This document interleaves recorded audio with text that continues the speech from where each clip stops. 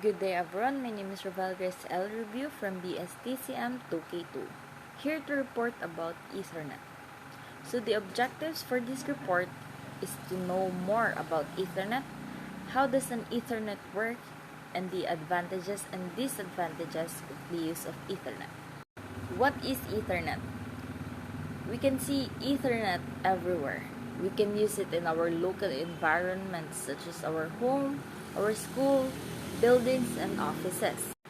Because Ethernet is a communication standard that was developed in the early 80s to network computers and other devices.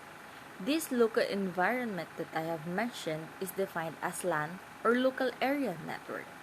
And apart from local area network, Ethernet is also used in a metropolitan area network and wide area network. In addition, Ethernet is a system in which it connects a number of computer systems with a rule to follow in order to control the flow of the data and avoid any error or complication along any data transmissions. Also, your possibilities for the information world can seem endless when you connect this Ethernet local area network to the internet to create a very large area network. On this slide, you can see an example of wide area network and metropolitan area network.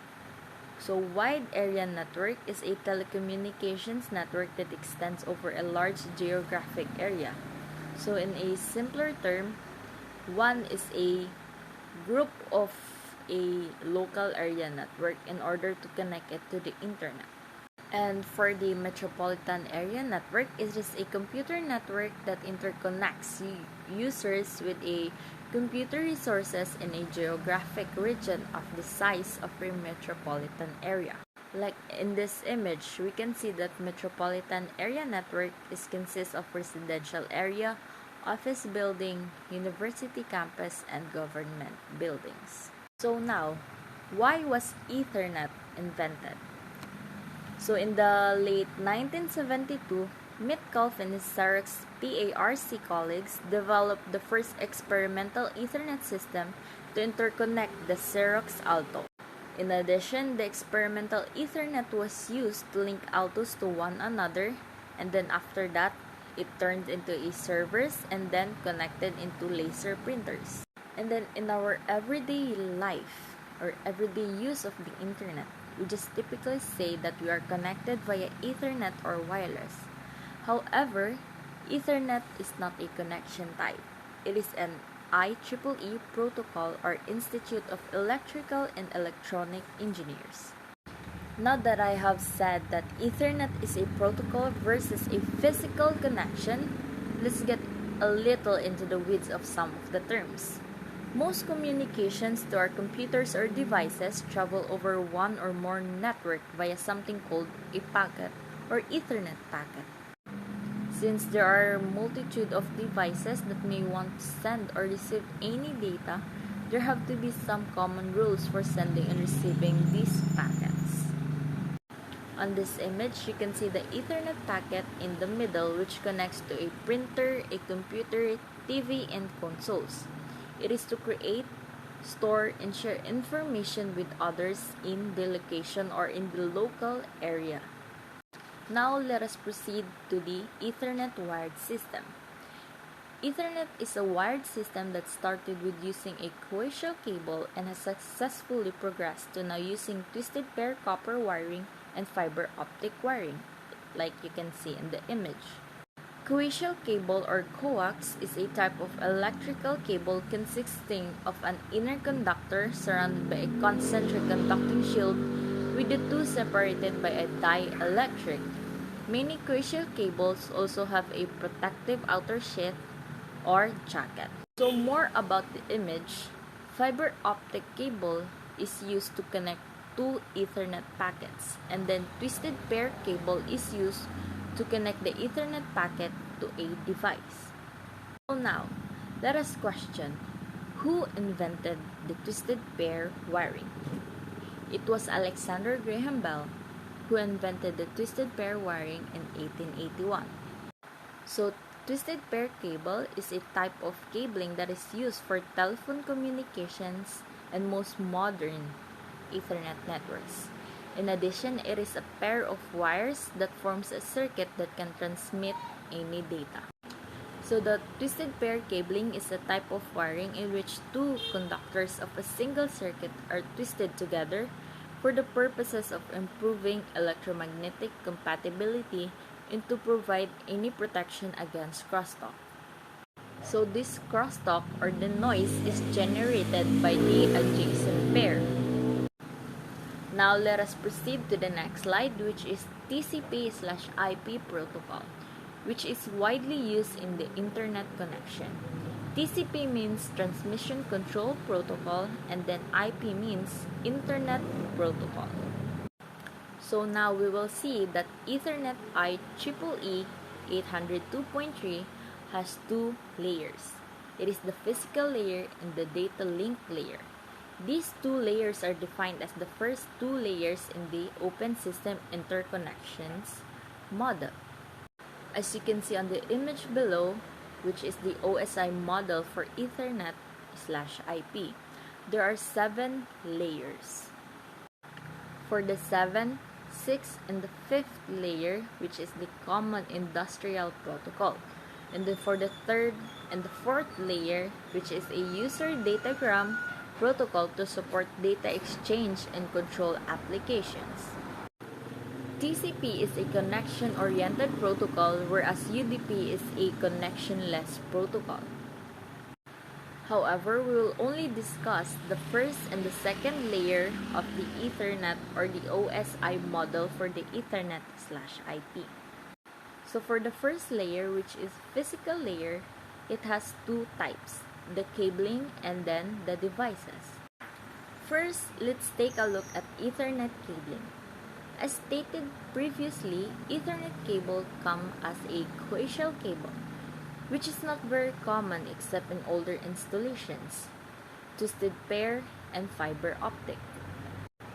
In addition, the most common cable is twisted pair cables, with the latest being category 6 with speeds up to 1 GB per second and category 6A and 7 with speeds up to 10 GB per second.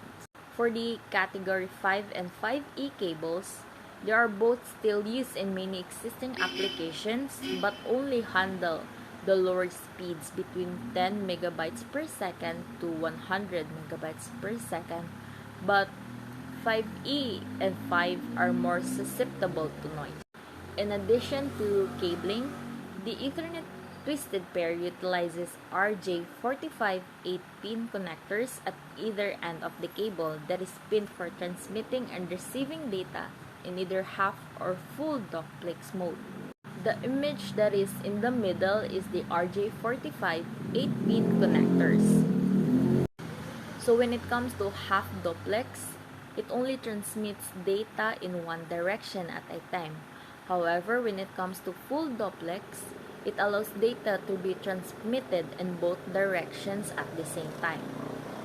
Because full duplex and Ethernet can be achieved by using two pairs of wires to allow data to travel both directions simultaneously. So in cabling, there is a type which is a fiber optic cable, which uses a glass or plastic optical fiber as a conduit for light pulses in order to transmit its data, which then allowed the Ethernet to travel a farther distance at a higher speed. In addition, fiber optic cables use several different types of connectors that vary depending on your application needs. On this slide, you can see there are two types of connectors, which is the SFP and the SC connector. In order to use fiber optic in an Ethernet network, it utilizes twisted pair Ethernet cabling. You need to use an Ethernet to fiber converter that will allow your network to take advantage of the higher speed of the fiber optic and lengthen the distance that the Ethernet network can reach. Like I said before, fiber optic cable is used to connect two Ethernet packets, while the twisted pair cable is used to connect the Ethernet packet to a device. Now let us move on to the devices, which is from the physical layer. Ethernet devices are consist of computers, printers, or any device which either have an internal NIC or network interface card or an external one that is USB or PCI based. As you can see on the slide, there are switches and routers. It acts as the director of the network and connect multiple computers or even networks together to enable communication between all the different devices. Now, let us learn about gateway and bridges. So in bridges, it connects two dissimilar networks together, while in bridge, it connects two similar networks together so that you can only see one network. Again, for us to remember it, gateways connect two dissimilar, while on bridge, it connects two similar. In addition, gateways and bridges are used to connect multiple Ethernet networks together, which then allows communication across them. Now that I have discussed the basic physical components of Ethernet, let us move on into the second layer of the OSI model, which is the data link layer. Just like the physical layer, data link layer can be sectioned into two, which is the logical link control and the media access control. Now more about LLC and MAC. The logical link control establishes path for the data on the Ethernet to transmit between devices. Now on the media access control, it uses hardware addresses that are assigned to network interface cards or NIC in order to identify a specific computer or device to show the source and destination of data transmissions. In addition, an algorithm is used in order for the Ethernet to transmit data package, which is called CSMA/CD or Carrier Sense Multiple Access with Collision Detections. Now, CSMA/CD is used as a standard for Ethernet to reduce data collisions and increase successful data transmissions. With the use of this algorithm, it first checks to see if there is a traffic on the network. If it does not find any traffic, it will send out the first bit of information to see if a collision will occur. If this first bit is successful, then it will send out the other bits while still testing for collisions. However, if a collision occurs, the algorithm then calculates a waiting time and then starts to process all over again until the full transmission is complete. All in all, Ethernet is popular because it strikes a good balance between speed, cost, and ease of installation. These benefits, combined with wide acceptance in the computer marketplace and the ability to support virtually all popular network protocols. With the advantages, of course it comes with disadvantages, because when it comes to Ethernet, it doesn't really hold good for real-time applications because of its requirement when it comes to deterministic services. Also, it is not suitable for traffic-intensive application. That is all for today. Thank you for listening, and I hope you have learned something from my report about Ethernet. Feel free to comment your questions or concerns if ever I have missed some parts about Ethernet.